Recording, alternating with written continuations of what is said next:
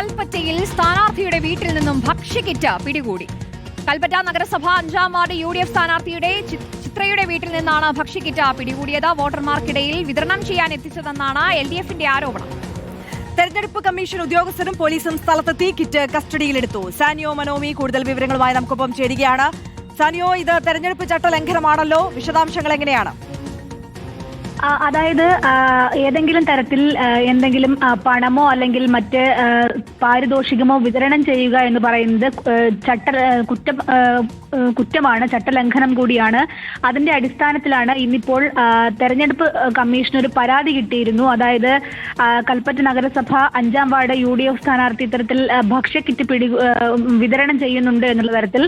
അങ്ങനെ തെരഞ്ഞെടുപ്പ് കമ്മീഷൻ ഉദ്യോഗസ്ഥരും പോലീസും സ്ഥലത്തെത്തുകയും പിന്നീട് നടത്തിയ പരിശോധനയിലാണ് അവരുടെ വീട്ടിൽ നിന്ന് ഭക്ഷ്യക്കിറ്റ് പിടികൂടുന്ന സാഹചര്യം ഉണ്ടായത്. വോട്ടർമാർക്കിടയിൽ വിതരണം ചെയ്യാൻ തന്നെയാണ് ഈ ഭക്ഷ്യക്കിറ്റുകൾ എത്തിച്ചത് എന്നാണ് LDFന്റെ ഒരു ആരോപണം എന്ന് പറയുന്നത്.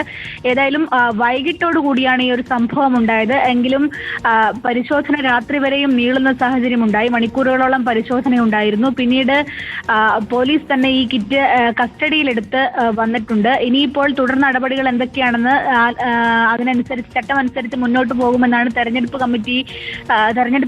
കമ്മീഷൻ ഉദ്യോഗസ്ഥർ പറയുന്നത്.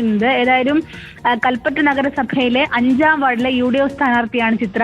അവരുടെ വീട്ടിൽ നിന്നാണ് ഇത്തരത്തിൽ ഭക്ഷ്യക്കിറ്റ് പിടികൂടിയിട്ടുള്ളത്.